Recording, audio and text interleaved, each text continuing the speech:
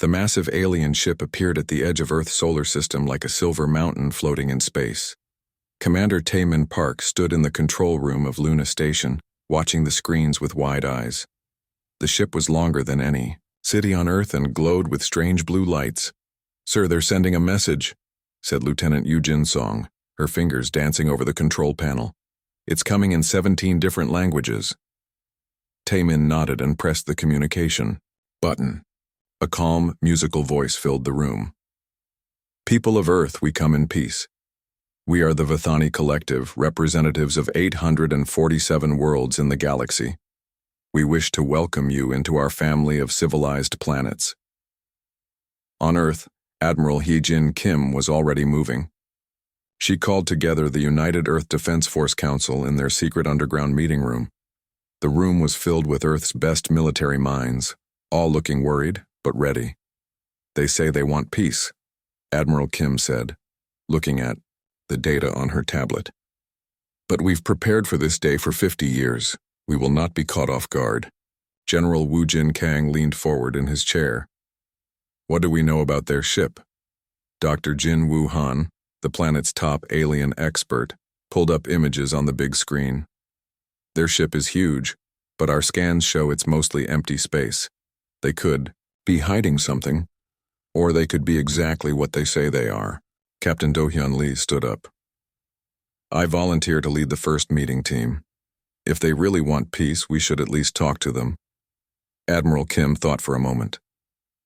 "Agreed. But you take our newest ship and you keep your weapons ready. Colonel. So young Choi will monitor everything from here." 3 days later, Captain Lee's ship approached the alien vessel. The human ship looked tiny next to the massive Vithani craft, like a small boat next to an ocean liner. As they got closer, the aliens opened a docking bay that could have fit 10 human ships.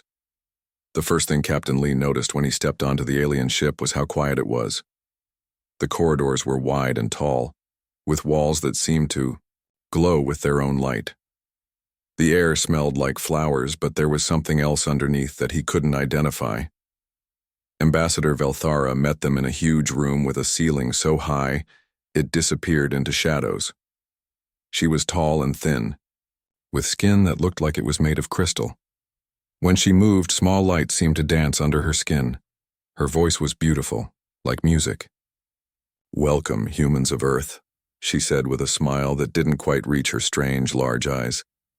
"We have watched your species for many centuries. You have grown so quickly, learned so much. We believe you are ready to join the galactic community." Captain No. Lee kept his face calm, but inside he was alert. Something about the alien's smile felt wrong. "We appreciate your offer, Ambassador, but we would like to know more about this galactic community first." Velthara gestured to the walls around them.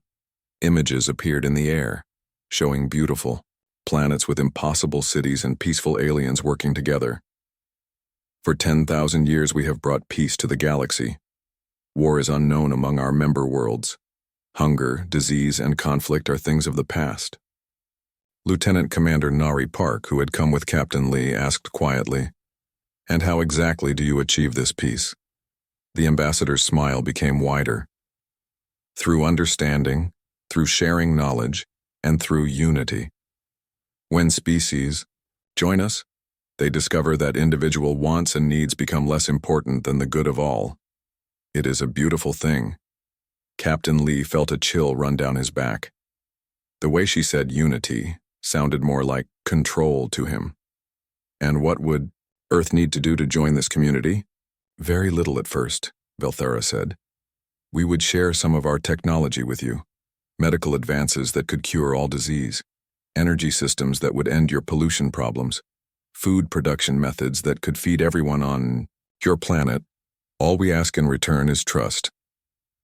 Dr. Han, who was also part of the delegation, stepped forward. "Could we study some of this technology? As scientists, we would love to understand how it works." For just a moment, something flickered across the ambassador's face. It was so quick that Captain Lee almost missed it, but it looked like annoyance. "Of course, Anchor," she said. "But our technology is very advanced. It might be difficult for your scientists to understand at first." Perhaps it would be better if we simply installed it for you and taught your people how to use it. Back on Luna Station, Colonel So-Young Choi was watching everything through the hidden cameras on Captain Lee's uniform. She didn't like what she was seeing. The alien ship was too clean, too perfect, and their technology readings were strange. "Commander Park," she called to Taemin. "Look at these energy readings. Their ship has power systems we can't identify, but there are also patterns that look like weapon signatures." Taemin studied the data. "Are you saying they're lying about being peaceful?" "I'm saying they're not telling us everything," Colonel Choi replied. "And look at this." She pointed to another screen. "Their ambassador keeps talking about unity and sharing, but every time our people ask to actually examine their technology, she changes the subject." Meanwhile, on the alien ship, Captain Lee was starting to feel uncomfortable. The tour that Ambassador Velthara was giving them showed beautiful rooms and amazing technology, but they hadn't seen a single other alien besides her. For a ship this huge, it seemed almost empty. "Where are the rest of your crew?" Lieutenant Commander Park asked. "They are resting," Velthara said. "Long space journeys can be tiring, even for us. Most of my people prefer to spend time in meditation." During travel, Dr. Han had been quietly taking readings with a small device hidden in his pocket. The numbers he was seeing made him worried. The alien technology was giving off energy patterns that seemed designed to affect brain activity. Not in a harmful way exactly, but in a way that might make people more calm and agreeable. The meeting lasted for 6 hours, and by the end, Captain Lee knew something was wrong. The aliens were too perfect, too peaceful, and too eager to help without asking for anything specific in return. In his experience, when something seemed too good to be true, it usually was. As they prepared to leave, Ambassador Velthara walked them back to their ship. "Please consider our offer carefully," she said. "The galaxy is a dangerous place for worlds that try to stand alone. We offer protection, prosperity, and peace. All we ask is that you trust us to guide you toward a better future." Captain Lee shook her hand, noting how cold her crystal-like skin felt. "We will certainly discuss your proposal with our leaders. Thank you for your hospitality." As their ship pulled away from the massive Vithani vessel, Captain Lee contacted Admiral Kim on Earth. "Admiral, we need to talk. Something is very wrong here. These aliens are not what they seem to be."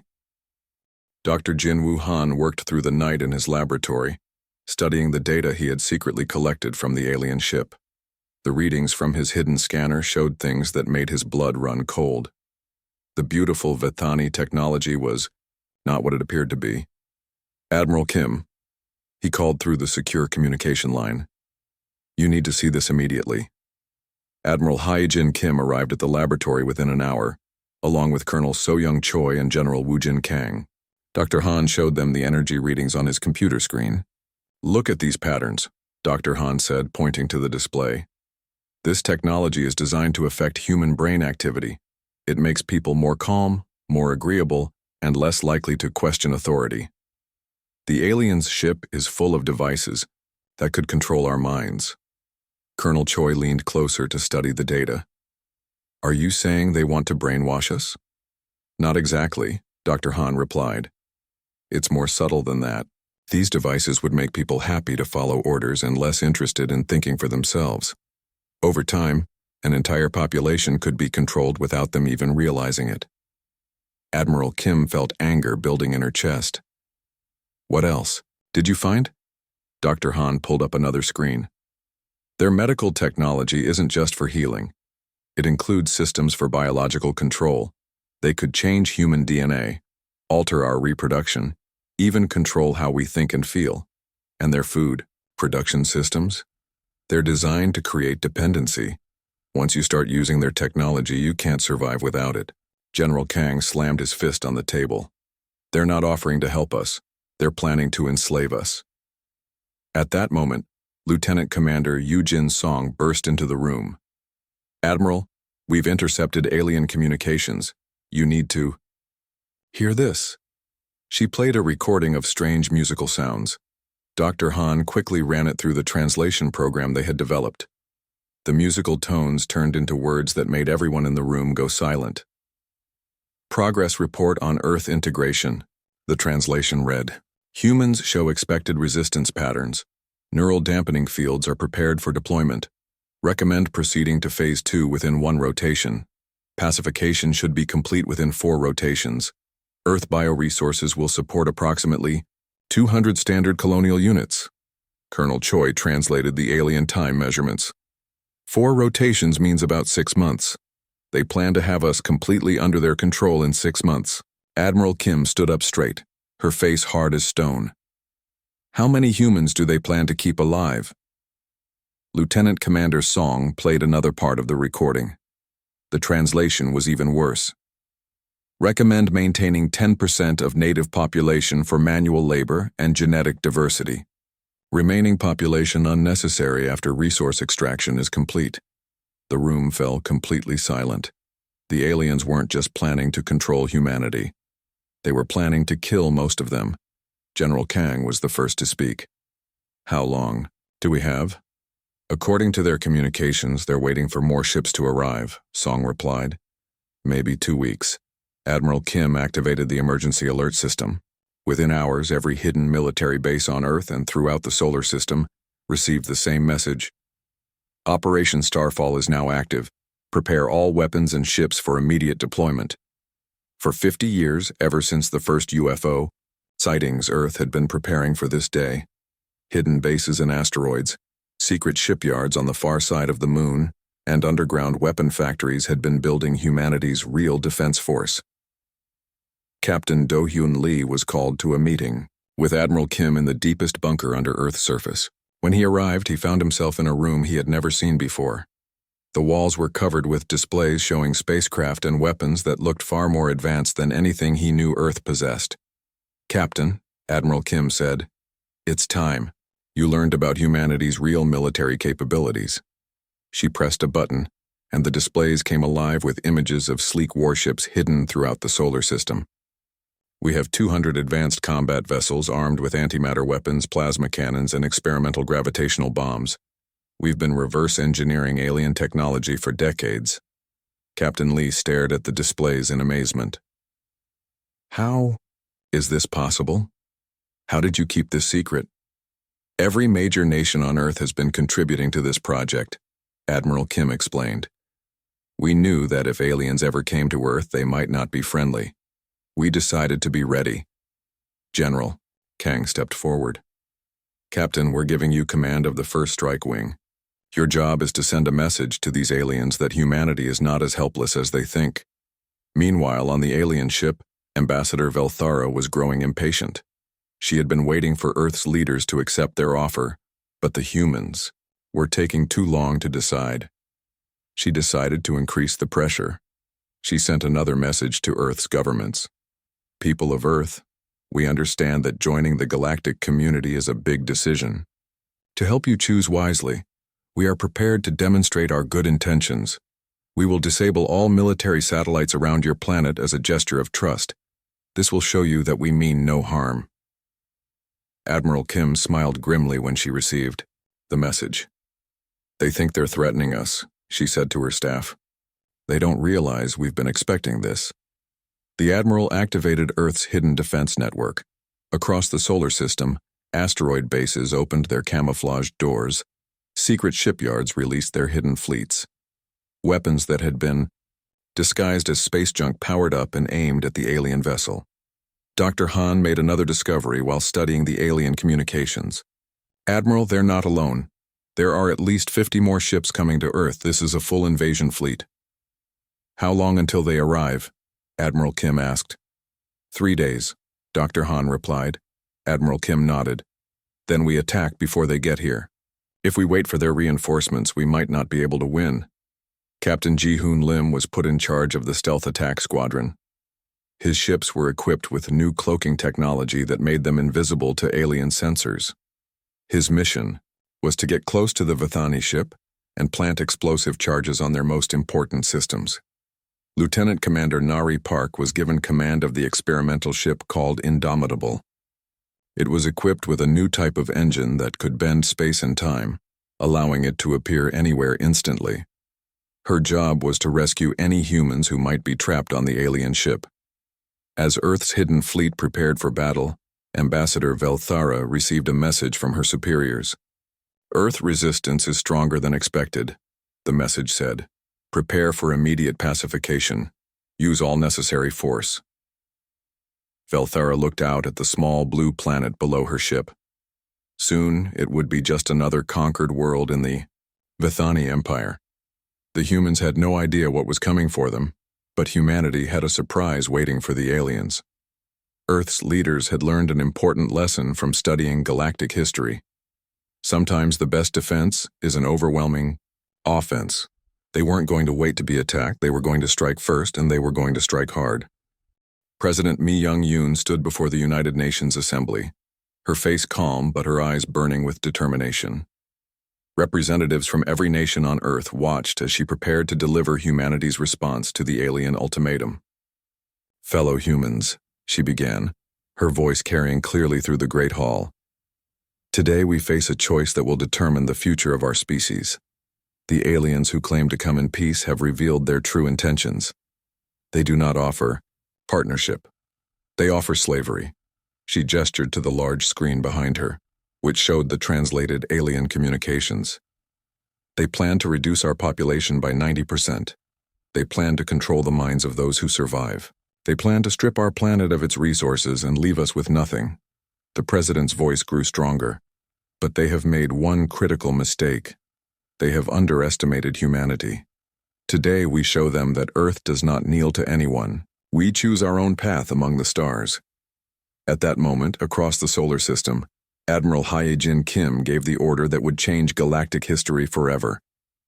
All ships. This is Admiral Kim. Operation Starfall begins now. Show them what humans can do. 200 advanced warships decloaked simultaneously across space. They had been hiding behind asteroids, inside gas clouds, and in the shadows of planets. The alien vessel, which had seemed so massive and threatening, suddenly found itself surrounded by Earth's hidden fleet. Captain Ji-hoon Lim led the first attack wing. His ships moved like lightning, their new engines allowing them to change direction and speed in ways that seemed impossible. The aliens had never seen anything like it. All ships, target their weapon systems. Captain Lim ordered. Let's show them we know exactly what they're hiding. The first human missiles struck the Vithani ship's hidden weapons. The aliens had thought their disguised laser cannons and mind control devices were undetectable, but Earth's scanners had found them. All. Explosions bloomed along the alien ship's hull as their secret weapons were destroyed. Inside the alien vessel, Ambassador Velthara staggered as the ship shook around her. How is this possible? She demanded of her crew. These humans were supposed to be primitives. Her tactical officer's crystalline face showed fear. Ambassador, they have weapons we don't understand.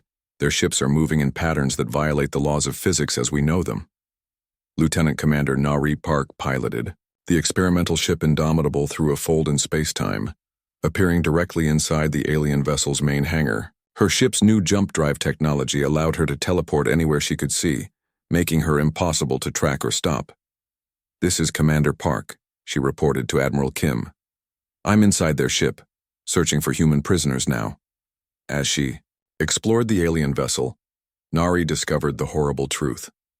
The ship contained holding cells designed for thousands of humans. Mind control devices were ready to be installed. Worst of all, she found medical facilities designed to perform experiments on human subjects. Admiral, she called through her communicator. This isn't just an invasion ship, it's a mobile prison and laboratory. They were planning to experiment. On us, the discovery filled Admiral Kim with cold rage. All ships weapons free. Show them no mercy. Earth's fleet unleashed their full power. Antimatter torpedoes tore through the alien ship's shields. Plasma cannons melted holes in their hull.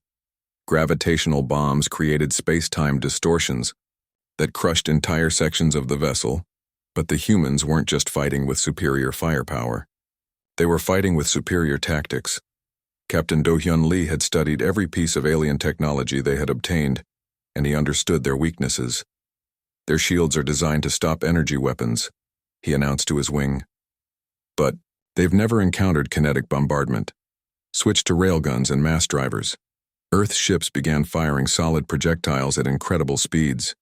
The alien shields, built to deflect lasers and plasma, were useless against chunks of metal, moving at significant fractions of light speed. The projectiles punched through the alien hull like bullets through paper. Commander Dong-Ha Kim led a squadron of stealth fighters in a daring attack on the alien ship's main reactor. His ships were so small and fast that the alien defenses couldn't target them effectively.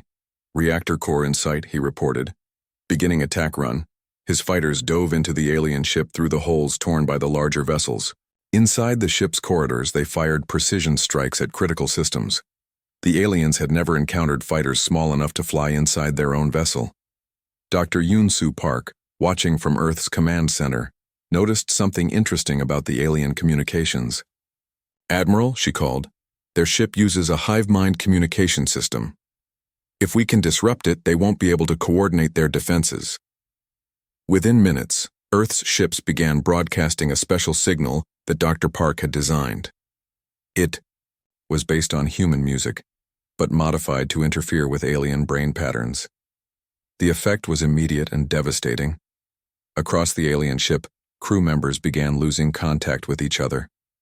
Their shared consciousness, which had made them so efficient, became a weakness when it was disrupted. They started working against each other, unable to coordinate their responses. Ambassador Velthera found herself alone on her ship's bridge, cut off from her crew's thoughts for the first time in her life. The silence in her mind was terrifying. "Send the emergency signal," she ordered her remaining crew. "Call for immediate reinforcement." But it was too late. Commander Nari Park had found and destroyed their main communication array. The alien ship was alone, surrounded by angry humans who had discovered their true intentions. General Taehyun Jo, commanding the heavy assault ships, moved in for the final blow.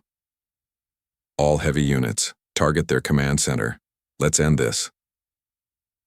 The alien ship's bridge exploded under a concentrated barrage of human weapons.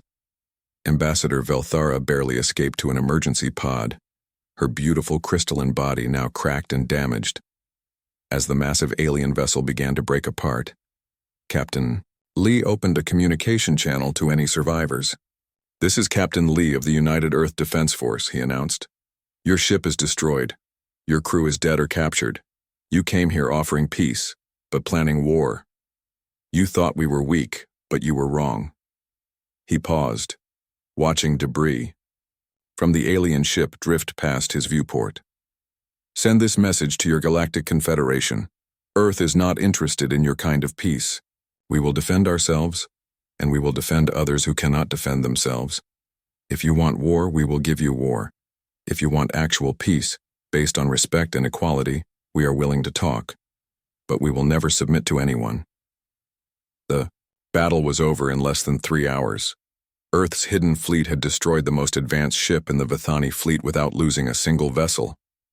The aliens who had planned to conquer humanity in 6 months had been defeated in less than half a day. But Admiral Kim knew this was just the beginning. "All ships maintain alert status," she ordered.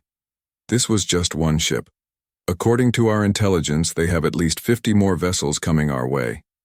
Lieutenant Commander Yu Jin Song, monitoring long-range sensors, suddenly called out, "Admiral, I'm detecting multiple ships dropping out of hyperspace at the edge of the solar system.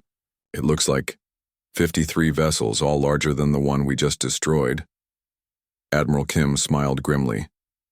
"Then we'll have to destroy those too. Signal all hidden bases. Release every ship we have. It's time to show the galaxy what humanity is really capable of." The reinforcement fleet that the aliens had sent to support their peaceful conquest of Earth was about to discover that they had picked a fight with the wrong species. The 53 alien ships that emerged at the edge of Earth's solar system were each twice the size of the vessel humanity had just destroyed. Their commander, Fleet Admiral Zethkar, was confident that these primitive humans would surrender immediately when they saw his overwhelming force. "Send them a message," he ordered his communications officer. "Tell them to submit now, or we will destroy their entire planet." But Admiral Hyejin Kim had other plans. She stood in Earth's secret command center, watching displays that showed not just the 200 ships the aliens had seen, but nearly 1,000 more vessels hidden throughout the solar system. Commander Dong-ha Kim, she called to her deep strike specialist. Take your fast attack squadrons and hit their supply ships first. We need to cut off their support before they realize how many ships we actually have. Commander Kim nodded and disappeared into his stealth fighter. Within minutes, his squadron was using humanity's new jump drive technology to appear behind the alien fleet. The aliens never saw them coming. Earth's experimental ships could fold space around themselves, allowing them to travel instantly across vast distances. While the aliens were still trying to understand how they had lost their first ship, human fighters were already destroying their fuel tankers and ammunition vessels. Admiral, the alien tactical officer shouted to Fleet Admiral Zethkar. We're under attack. Ships are appearing and disappearing all around us. Our supply convoy is already destroyed. Zethkar couldn't believe what he was hearing. How many ships do these humans have? His answer came in the form of a massive coordinated attack. Admiral Kim had ordered every human vessel to decloak simultaneously. The aliens suddenly found themselves facing not 200 ships but nearly 1,000. Dr. Yoon-Soo Park had been working on new weapons based on alien technology. Her greatest creation was a consciousness virus that could spread through the aliens' hive mind communication system. When Earth's ships began broadcasting the virus, chaos erupted throughout the alien fleet. Their ships are turning on each other, Captain Ji-Hoon Lim reported with amazement. The virus is making them see their own vessels as enemies. Lieutenant Commander Nari Park, now commanding a full squadron of jump-capable ships, led attacks directly inside the alien vessels. Her ships would appear in the middle of an alien ship, fire their weapons at critical systems, then disappear before the aliens could respond. "This is impossible!"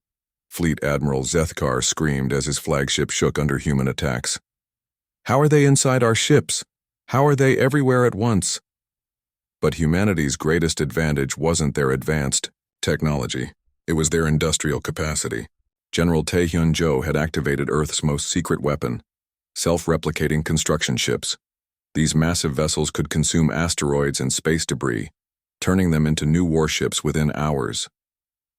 As the battle raged, humanity's fleet was actually growing larger, while the alien fleet grew smaller. Colonel Min Ho-yoon coordinated the replicator ships as they devoured entire asteroid belts, transforming them into additional human vessels.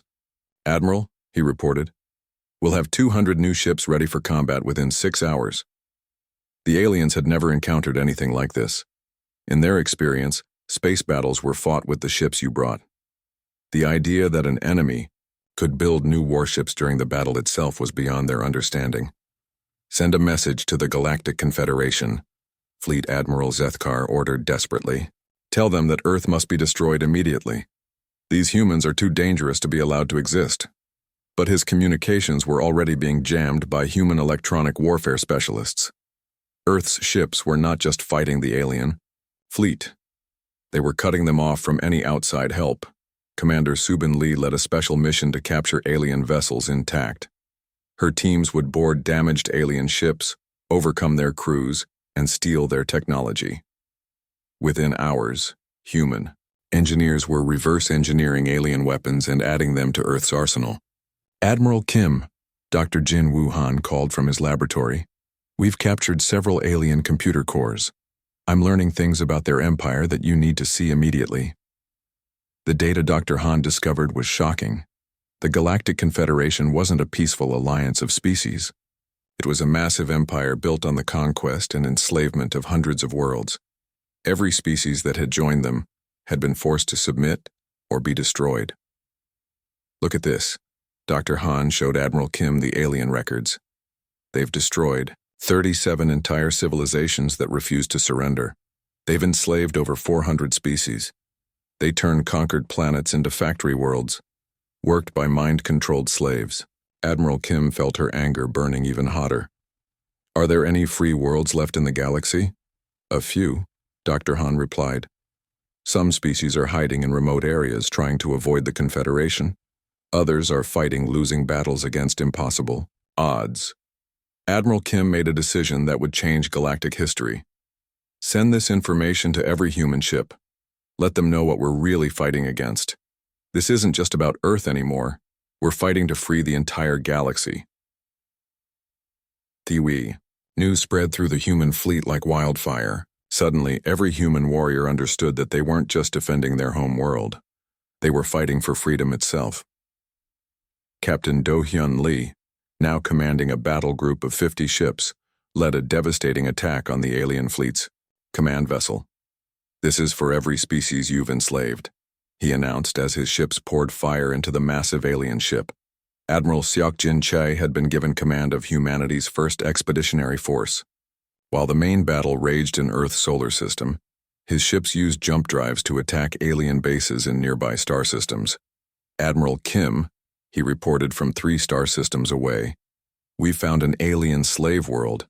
The local population is being forced to work in mining facilities, requesting permission to liberate them." "Permission granted," Admiral Kim replied without hesitation. "Free everyone you can find." The liberation of the mining world took less than 2 hours. The enslaved aliens there had never seen anything like human ships appearing out of nowhere, destroying their oppressors and offering them freedom. News of the liberation spread through secret channels to other enslaved worlds. For the first time in centuries, conquered species began to hope that freedom might be possible. Back in Earth's solar system, the battle was turning into a complete rout.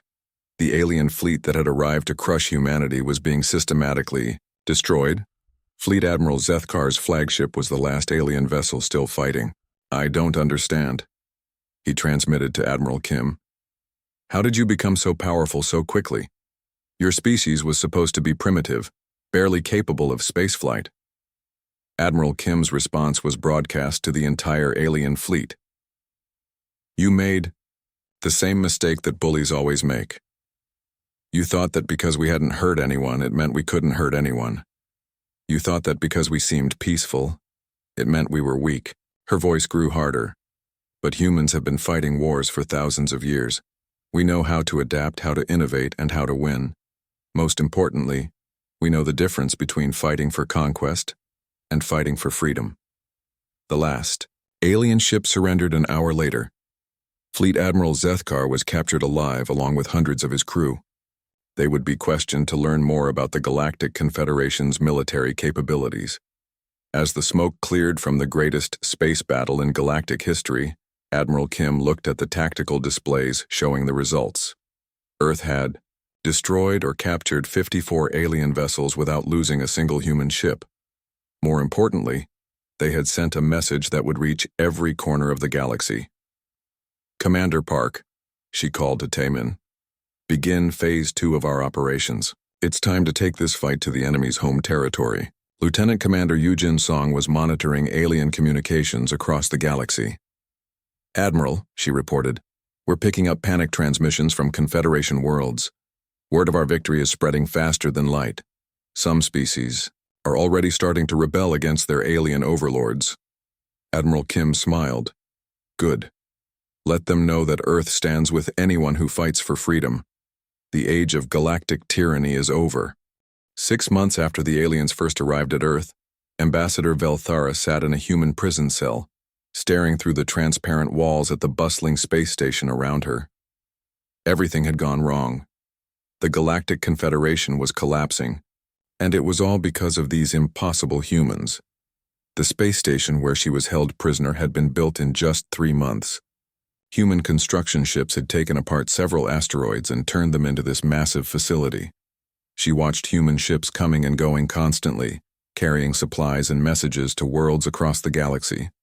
Captain Subin Lee walked into the prisoner area, carrying a data tablet. She had been put in charge of working with former Confederation slaves to organize the new Free Worlds Alliance.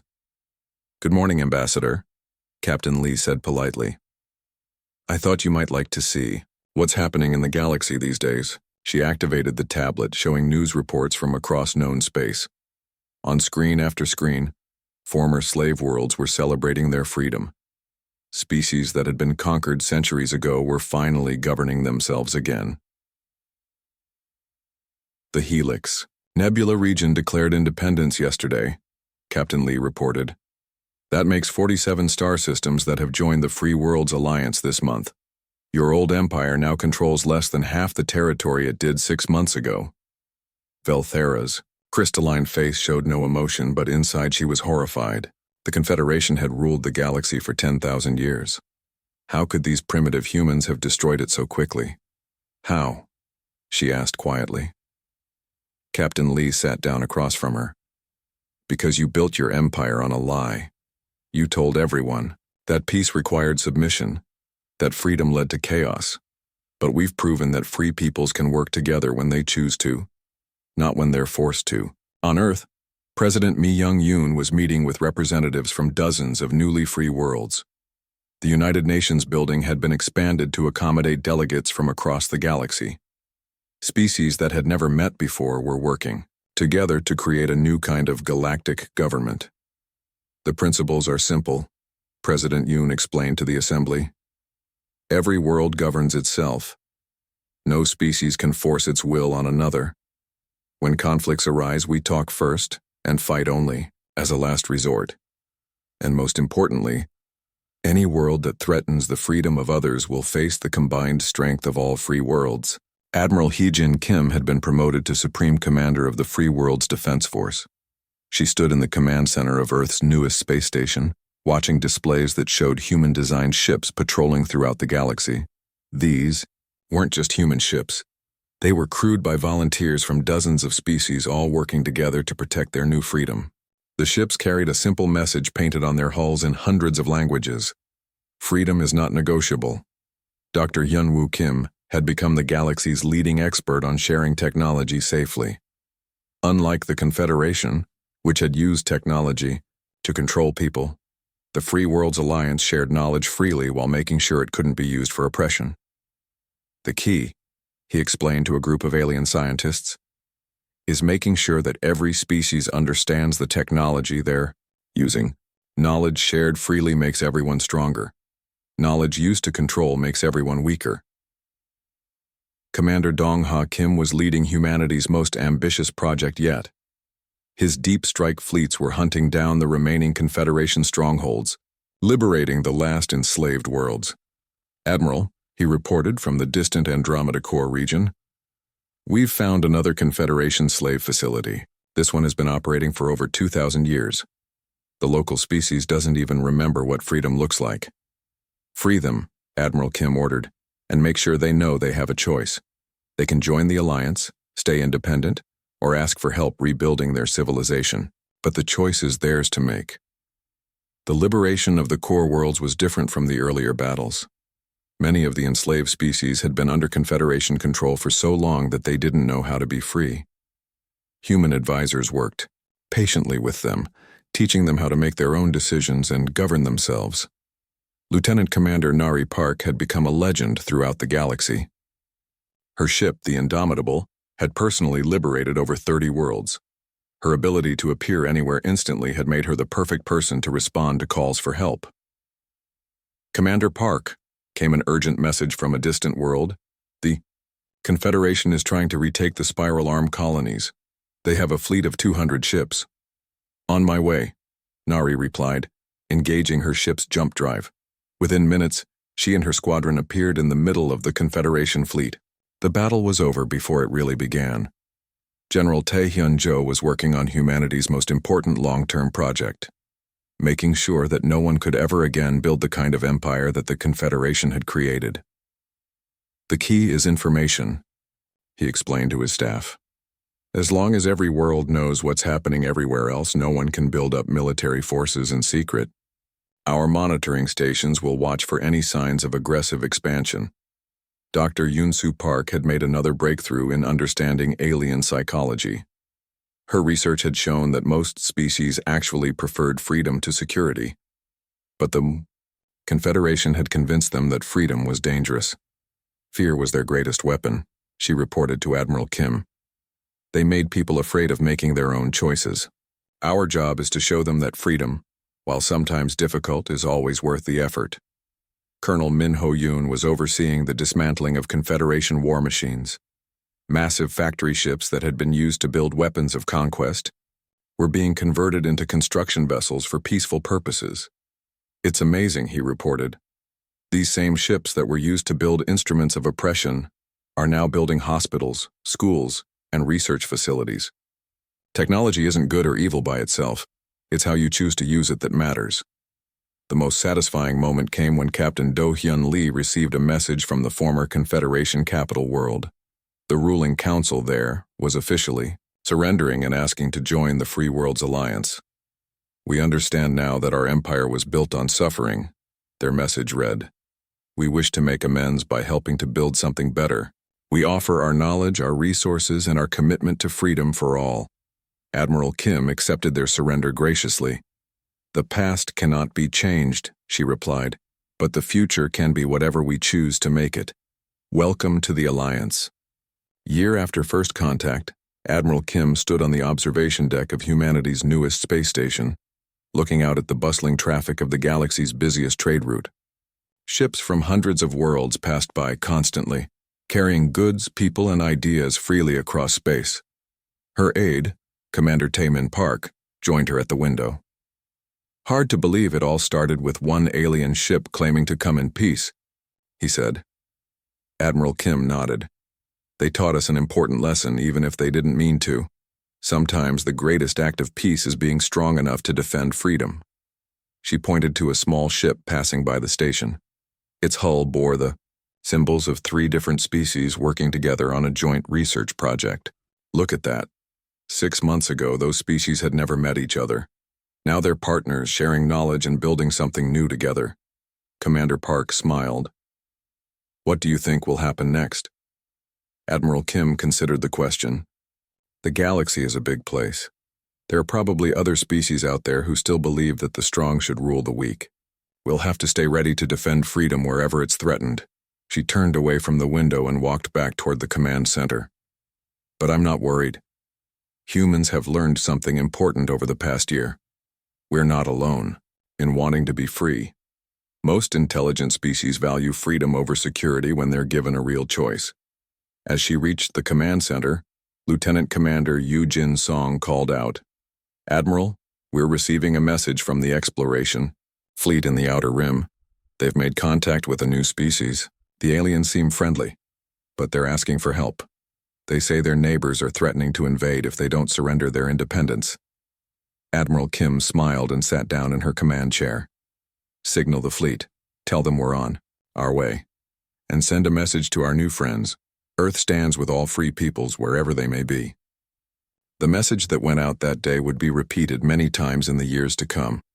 Across the galaxy, species facing oppression learned that they were not alone.